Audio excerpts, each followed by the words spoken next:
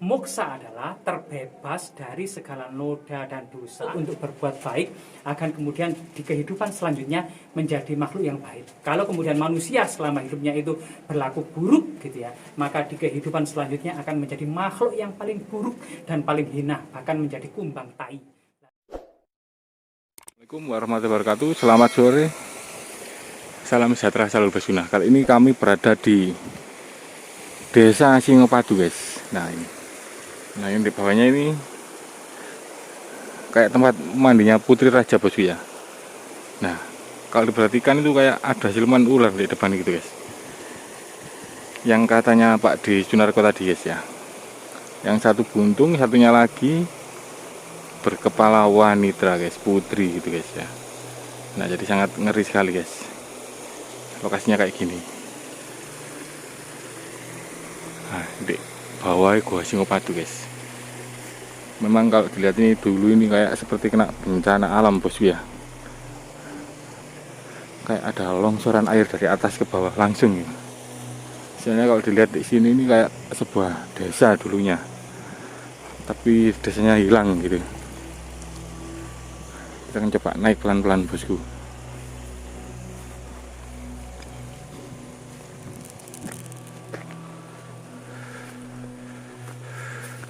Nah, ini adalah makam leluhur, guys, yang ditemukan warga, guys. Awalnya ditemukan cuma satu, tapi setelah dicari banyak yang ditemukan akhirnya.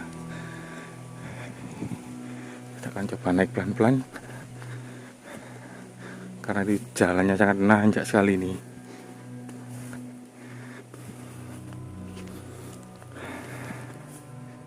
Wih, jalannya nanjak, bosku.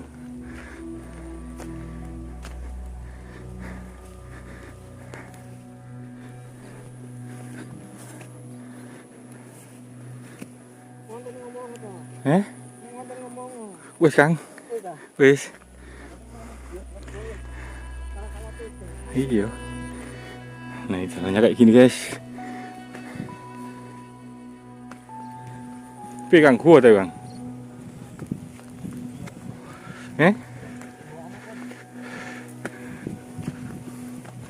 Iya, gua, guys. Gitu. Wah, kita ini naik ini.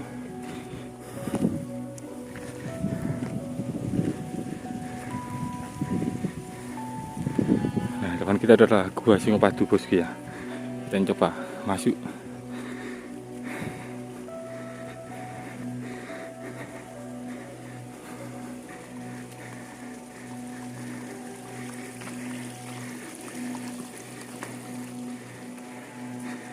Wih, ada orang bertapa ya. Bertapa lah, Kang. Ternyata suasananya ayem, tenang. Di sini itu adem sekali, dekat dengan air. Jadi kalau bahasa Tiongkoknya itu yin dan yang-nya itu pas. Jadi ada aura panas di luar, kemudian air di dalam. Jadi menyatu di dalam sebuah gua istana terpendam ini. Ini semacam ada aura yin dan yang-nya itu sangat-sangat relevan ya bagi kita semua, untuk semacam kita bisa merasakan bagaimana leluhur kita untuk menghindari segala ikatan duniawi ya pada waktu itu.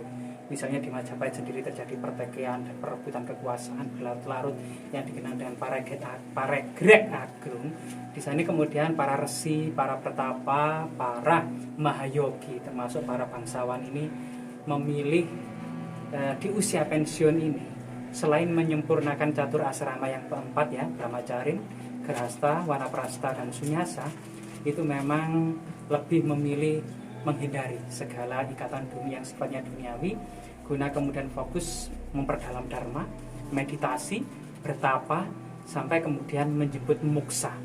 Jadi moksa ini merupakan tujuan hidup ya pada masa kuno, terutama pada era-era kerajaan Majapahit yang seluruh sendi-sendi kehidupannya berlandaskan pada agama Hindu dan Buddha, di mana ada kepercayaan nyawa yang ada di dalam makhluk hidup itu dikenal dengan Atman, Dan Tuhan yang Maha Kuasa, yang Maha Esa satu, itu disebut Brahman atau Tuhan yang Maha Kuasa.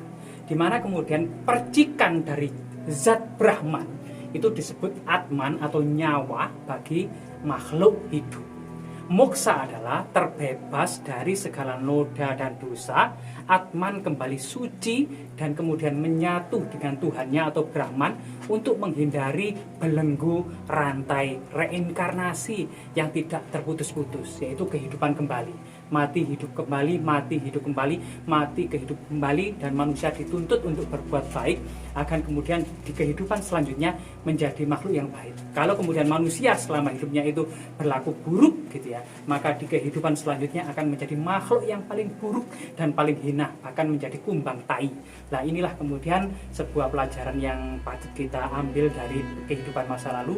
Dalam mengarungi kehidupan ini hendaknya selalu berbuat baik, menjernihkan nyawa kita dari segala noda dan dosa untuk kembali menjadi jiwa-jiwa yang suci untuk menghadap kepada Tuhannya. Jasmira, jangan sekali-kali melupakan sejarah.